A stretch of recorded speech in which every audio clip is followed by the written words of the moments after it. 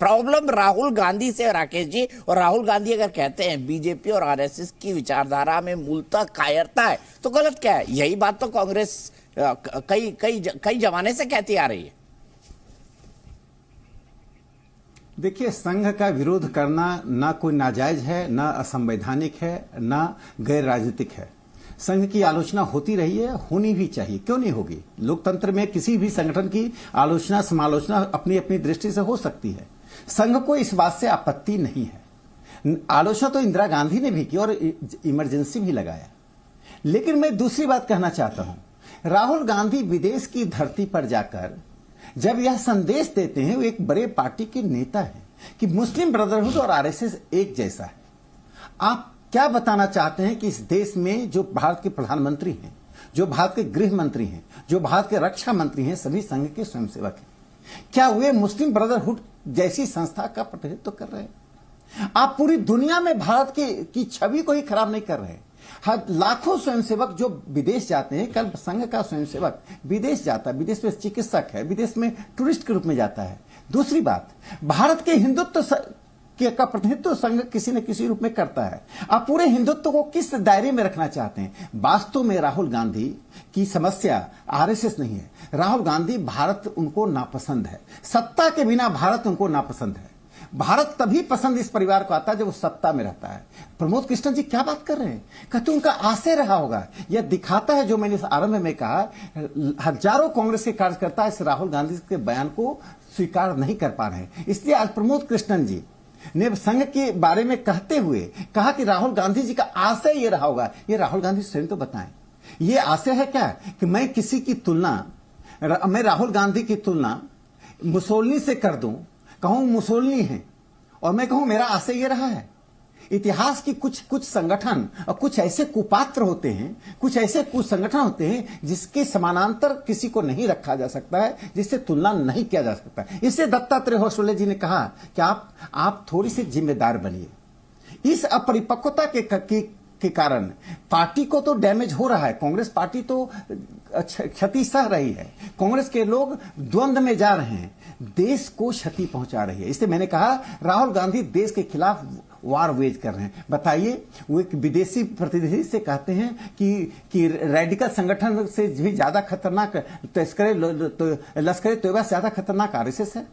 वे विदेशी प्रतिनिधि से, एक लेबर पार्टी के एमपी से मिलकर जो कश्मीर को अलग करने की बात करता है, उससे गुफ्तगू करते हैं 2022 में। आज ऑक्सफोर्ड में राहुल गांधी गए। तो मैं एक सवाल दीपक जी आपके पास छोड़ना चाहता हूं। यदि ऑक्सफोर्ड में जाकर रश्मि सामंत ऑक्सफोर्ड यूनिवर्सिटी स्टूडेंट्स यूनियन के प्रेसिडेंट हुई थी, उन्होंने उस कैंपेन को आगे बढ़ाया था कि सिसिल रोड्स, जिसके नाम पर स्कॉलरशिप दिया जाता है, जो बहुत बड़ा साम्राज्यवादी था, जो रंग भेद की नीति में विश्वास करता था, जो ब्रिटेन की सुपरमेसी को पूरी दुनिया में बनाकर रखना चाहता था, अफ्रीका में उसके स्टैच्यू को 2015 में हटा दिया गया। जब रश्मि सामंत ने इस अभियान को शुरू किया, उस पर अटैक हुआ। उसी मानसिकता से ऑक्सफोर्ड यूनिवर्सिटी, जो बड़ी बातें करता है, जो लिबर्टी इक्वलिटी की बात करता है, जो डेमोक्रेसी की बात करता है, अपने ही विश्वविद्यालय में उस स्टैच्यू को बनाए रखा हो, और रश्मि सामंत को स्टूडेंट्स यूनियन के प्रेसिडेंट से इस्तीफा देना पड़ा। राहुल गांधी थोड़े से ईमानदार होते तो आज रश्मि सामंत की चर्चा करते, डेमोक्रेसी की बात करते, औपनिवेशिक मानसिकता के विरुद्ध बात करते, तब वो भारत का प्रतिनिधित्व करते। उन्होंने तो भारत का मटिया मेल कर दिया।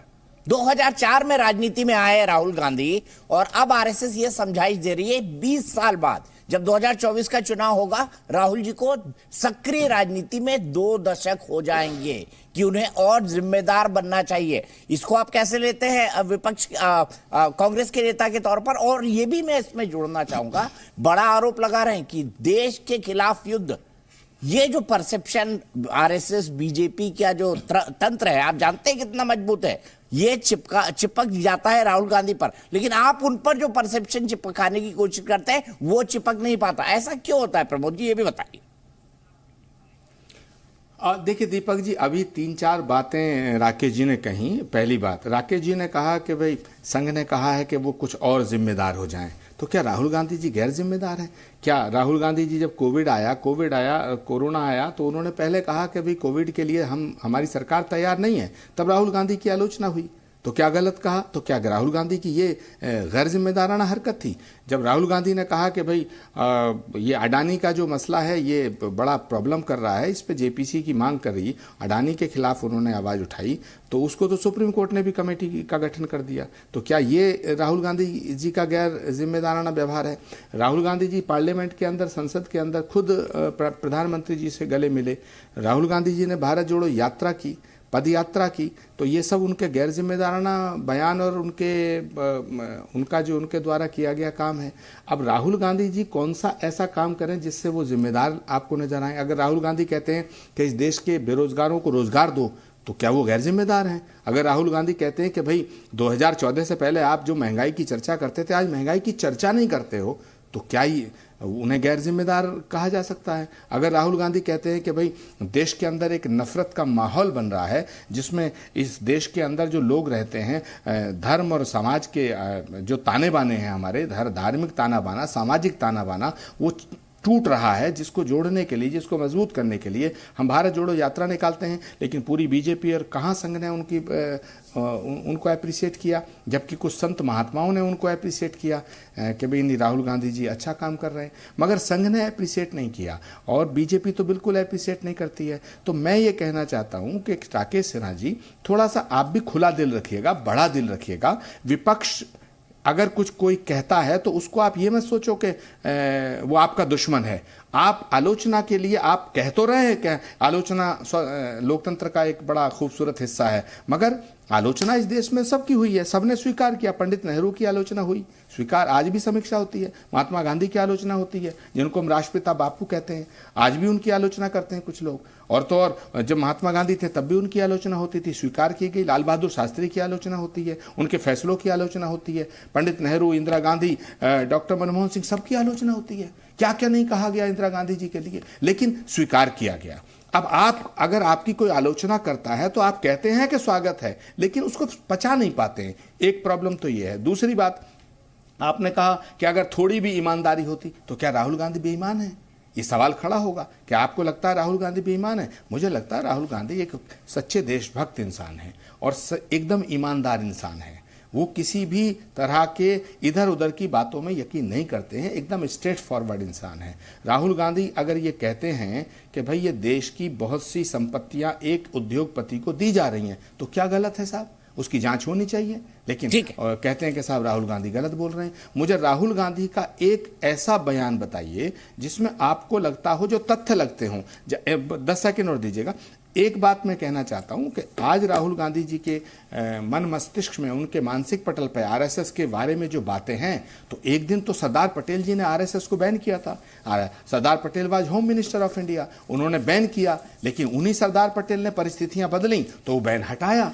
तो सवाल होता है कि एक व्यक्ति किसी विषय को अगर किसी तरह से लेता है, और वही व्यक्ति हो सकता है धीरे धीरे उनके मन में कुछ और परिवर्तन आ जाए। हो सकता है वो जो उन्होंने कहा है कि राहुल, जो आरएसएस की तुलना मुस्लिम ब्रदरहुड से की है, तो वो खुद ही एक दिन कहें कि नहीं, मेरा आशय ये नहीं था। मैं जहां तक समझता हूं राहुल जी को, मैं ऐसा मानता हूं कि आरएसएस को वो आतंकवादी संगठन बिल्कुल नहीं मानते हैं, किसी कीमत पे नहीं मानते हैं।